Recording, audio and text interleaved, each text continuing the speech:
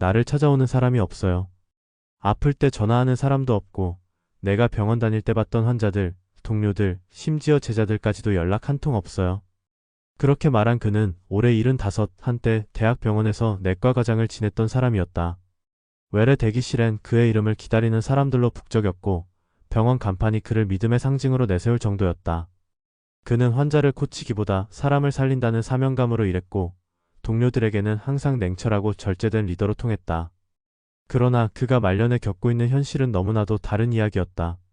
누군가를 위해 자신을 갈아넣었던 시간은 돌아오지 않았고, 병원이 아닌 집에서의 시간은 고요한 침묵 속에서 흘러갔다. 은퇴 후 인간관계가 무너진다는 말, 듣기만 해도 씁쓸하지만 생각보다 많은 이들이 겪는 현실이다. 특히 전문가 집단, 혹은 고위직에 있었던 이들이 퇴직과 동시에 느끼는 인간관계의 공백은 감정적으로 큰 타격을 준다. 일로 얽혔던 사람들과의 관계는 일이 사라지자 함께 사라졌고, 진짜 친구라 믿었던 존재들조차 연락이 끊기는 일이 비일비재했다. 특히 연령대가 높아질수록 새로운 인간관계를 맺을 기회는 적어지고, 남아있는 관계는 점점 흐려지는 것이다. 전직 의사였던 그가 겪은 이야기는 이 복잡하고도 쓸쓸한 진실을 잘 보여준다. 첫 번째 사례는 이정우 씨의 이야기다. 그는 대학병원 내과에서 30년 가까이 일하며 수많은 환자와 후배를 만났다. 일할 때는 매일이 전쟁이었다. 응급 호출이 뜨면 새벽이든 밤이든 바로 달려갔고, 후배들의 자문 요청에 성실히 답하며 사람 좋은 교수님으로 불렸다. 그렇게 병원에서 존재감이 컸던 그는 정년을 앞두고 후배들이 준비해준 은퇴 기념식에서 눈물을 흘렸다. 그날을 마지막으로 연락은 급격히 줄었다. 처음엔 다들 바쁜 거겠지라며 스스로를 위로했지만, 시간이 갈수록 그 바쁨은 점점 외면처럼 느껴졌다. 1년에 한 번쯤 오는 안부 문자, 생일에 찍어 보내는 단체 사진, 그것이 그가 의사로 일하며 맺었던 인간관계의 전부가 되었다. 그는 어느 날 문득 깨달았다. 그때 내 곁에 있던 사람들은 내 사람이 아니라 내 직업의 사람들이었구나. 이 사실이 제일 아팠다고 그는 말한다. 두 번째 사례는 여성 의사 출신으로 병원 개원을 통해 성공적인 경력을 쌓았던 최경미 씨의 경우다. 그녀는 개인 병원을 20년 이상 운영하며 지역사회에서 존경받는 의사로 자리매김했다. 그랬던 그녀가 갑작스레 병원을 접고 은퇴를 선언했을 때 많은 이들이 아쉬워했고 송별 인사를 전했다. 그러나 그 이후 함께 수다 떨던 동료 의사 모임은 더 이상 그녀를 부르지 않았고 병원 납품업자들이 보내던 명절 선물은 끊겼다. 그녀는 말한다. 나는 사람들과 좋은 관계를 맺었다고 믿었는데 돌아보니 그 관계의 핵심은 늘 병원이었다.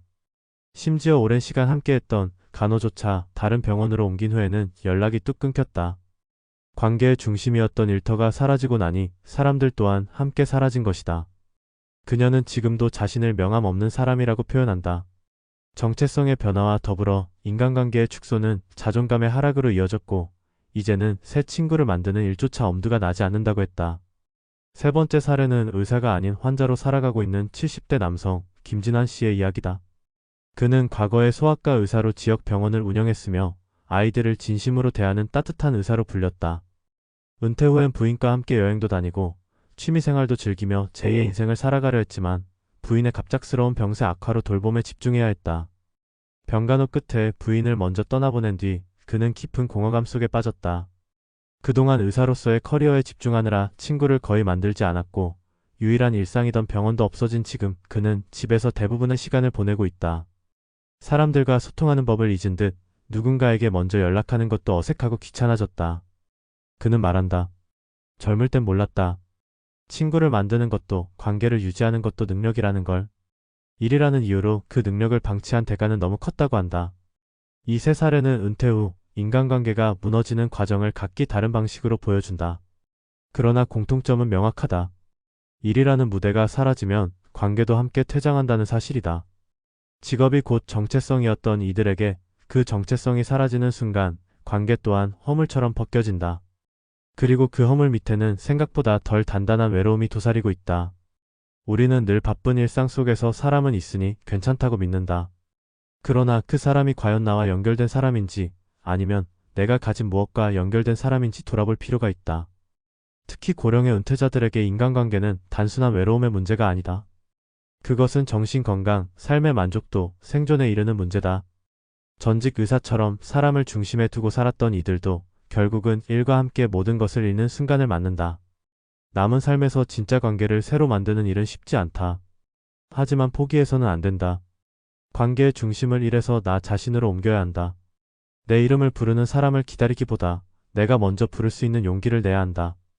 오랜 시간 쌓아온 커리어가 사라진 지금 남은 건 결국 사람이다. 그리고 그 사람과 다시 연결되는 것이야말로 은퇴 이후 삶의 가장 중요한 회복이다. 은퇴 이후 인간관계의 해체는 단순히 사람들이 떠난다는 물리적 현상이 아니라 정체성의 붕괴와 직결된 깊은 심리적 문제다.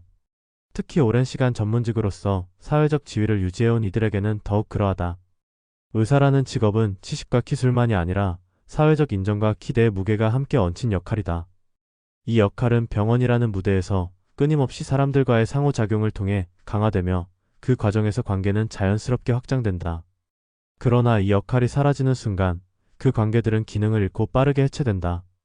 은퇴 후 인간관계가 무너지는 이유는 단지 나이가 들었기 때문도 성격이 내성적이어서도 아니다. 그것은 바로 관계의 축일 중심으로 고정되어 있었기 때문이다. 그동안 나를 둘러싸고 있었던 인간관계는 사실상 나라는 사람 자체보다 내가 가진 역할에 기대어 형성된 경우가 많았다. 의사라는 직함, 병원을 운영하는 경영자, 대학병원의 교수 같은 사회적 지위는 주변 사람들과의 관계를 매개하는 수단이었다. 하지만 그 지위가 사라지면 관계를 지탱하던 기반도 함께 무너진다. 이것은 곧 정체성의 붕괴로 이어지며 스스로를 사회적 존재로 인식하지 못하게 만든다. 이 시기의 가장 큰 위기는 바로 나는 더 이상 누군가에게 의미 있는 존재가 아니다라는 감정이다.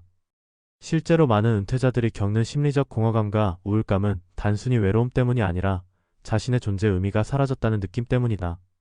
사람은 누구나 타인의 시선을 통해 자신을 확인하고 정립한다.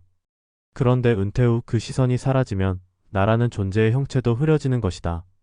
의사였던 이들이 특히 이러한 상황에 취약한 것은 그들의 인간관계가 대부분 수직적 구조로 짜여 있었기 때문이다.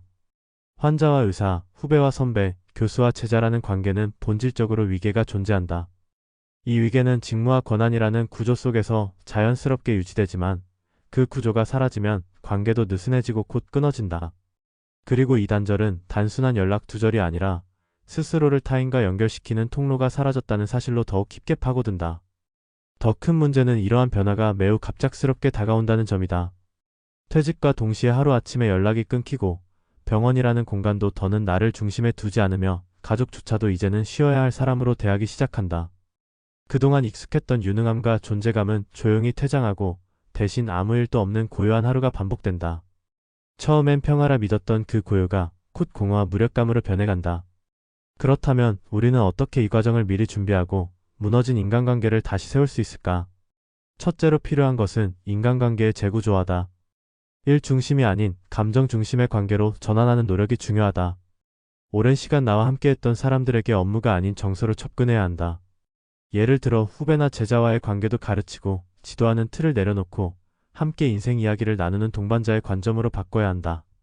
또 친구를 새로 사귀는데 주저하지 말아야 한다. 나이가 들어 새로운 사람을 만나는 것이 어색하다는 인식은 편견이다. 지금의 나와 같은 처지에 있는 사람들, 지역사회의 소모임이나 봉사활동, 취미활동을 통해 만나는 사람들과의 교류는 새로운 인간관계를 만드는 데 효과적이다. 관계란 공통의 시간을 쌓는 과정에서 생기는 것이지 직업이나 지위로만 생기는 것이 아니다. 둘째, 인간관계의 양보다 질에 집중해야 한다. 현역 시절에는 넓은 네트워크를 유지하는 것이 중요했다면 은퇴 후에는 깊이 있는 관계 몇 개면 충분하다. 나를 진심으로 걱정해주는 한두 사람, 속마음을 꺼낼 수 있는 이웃, 정기적으로 만나 대화를 나눌 수 있는 소모임이 더 큰 안정감을 준다. 그리고 그런 관계는 애써 만들어야 한다. 예전처럼 기다리기만 해서는 아무도 먼저 손을 내밀지 않는다. 내가 먼저 다가가는 용기, 내가 먼저 전화하고 안부를 묻는 행동이 필요하다. 사람들은 결국 진심을 기억하고 반복된 관심에 반응하게 되어 있다. 셋째, 스스로의 정체성을 재정의해야 한다. 나는 은퇴한 의사라는 식의 과거형 정체성에 머무를 것이 아니라 지금의 나를 중심으로 새로운 정체성을 설정해야 한다. 그것은 글을 쓰는 사람, 텃밭을 가꾸는 농부, 지역 아이들을 돌보는 멘토일 수도 있다. 정체성은 곧 인간관계의 기초가 된다. 새로운 삶의 역할을 정립할수록 그에 맞는 새로운 관계들이 생긴다. 누구와 함께보다 나는 누구인가에 대한 대답을 먼저 찾아야 관계도 회복된다. 결국 인간관계는 삶의 거울이다. 내가 어떤 삶을 살고 있는가가 곧 내가 어떤 사람들과 연결되어 있는가를 보여준다. 은퇴 이후에도 풍요로운 인간관계를 유지하고 싶다면 삶의 방식 자체를 재구성해야 한다. 타인의 기대에 맞춰 살아온 인생을 내려놓고 스스로에게 집중하는 삶을 살아야 한다. 은퇴는 끝이 아니라 전환이며 인간관계 역시 그 전환의 중요한 축이다. 이제 우리는 관계를 맺는 것이 아니라 지켜내는 것의 어려움을 인정하고 그 어려움 속에서도 계속 손을 내미는 연습을 해야 한다. 혼자가 되는 것보다 더 두려운 것은 혼자가 되어도 아무렇지 않은 척 살아가는 것이다. 외로움을 부정하지 말고 그 외로움을 통해 다시 사람을 만나야 한다. 관계란 결국 마음의 문을 여는 일이고 그 문은 나이와 상관없이 언제든 다시 열릴 수 있다. 의사였던 시절의 찬란함보다 지금 이 순간 내가 누군가의 이름을 기억하고 불러주는 존재라는 사실이 더 중요하다. 그것이 은퇴 이후에도 인간으로서 따뜻하게 살아가는 길이다.